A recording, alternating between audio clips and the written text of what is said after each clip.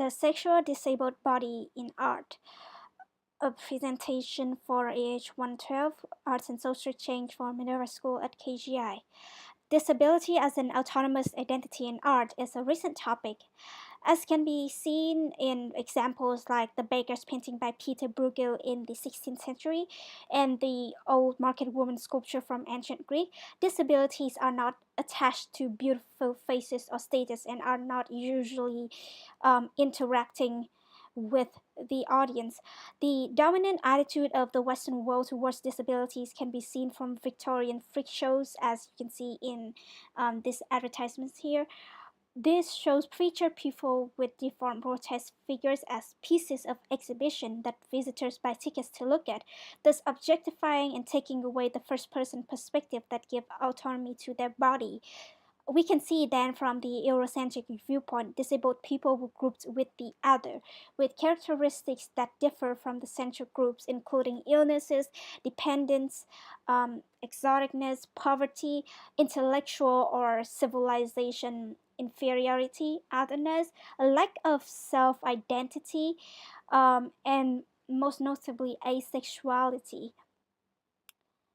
Disabled bodies are stripped of their sexuality just as they are stripped of other autonomous identifying traits, because to acknowledge that they too are sexual is to acknowledge that they are still human, and to many Western spectators who wish to distance themselves from the other, this is an uncomfortable thought to have. Thus, for most of history, disabled bodies are objects rather than subjects, and are not seen as potential sexual subjects.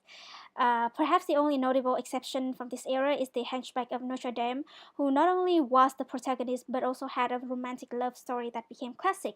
However, this is still working under the premise that personhood and sexuality can be accepted despite disabilities, whereas the disabled communities, making their mark in the disability rights movement in the 20th century, want to be accepted as a whole without denying their physical flaws.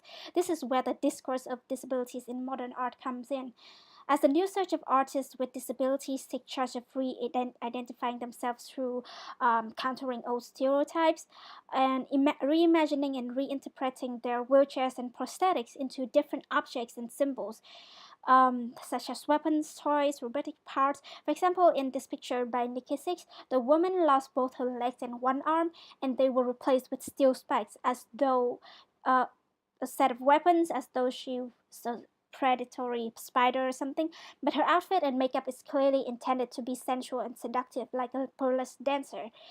Um, Another notable instance is the Wooden Heart dance choreographed by Lisa Buffano, where the dancers replace their limbs with table legs and intensely confront and embrace each other on stage, making disability the center of the narrative and transform it in a way that has not been seen in dance before. The wheelchair, the symbol of disability, can also be seen as though a throne in the picture below by Nikki Silver, where Lyric Seal, a dominatrix woman, relishes in her power over her submissives, elevating her from a crippled body to a queen. Olivier Fiamariello, on the other hand, in the picture on the right, replaced his subject's wheelchair with a posh-looking chair in the decorated room with rich materials, as though presenting an aristocrat, which, though in a more quiet nature than Lyric Seal, also just suggests class and power and highlights her sexuality with roses on her genital, as opposed to the very apparent display of BDSM. Um, for Lyric Seal, all the subjects in these pieces are exerting a character that demands the viewer to acknowledge them as the protagonist, actively asserting the significance of their disabled bodies and how it connects with their identity, especially their sexuality, while casting aside stereotypical images. This perspective is new and has much potential, and there's still debate about whether the disability identity should be established on the grounds of countering old stereotypes, or a completely new picture that is not based on any preconceptions from previous times. Regardless, main stages of art across the world will grow to save a spot for the sexual disabled bodies. Thank you.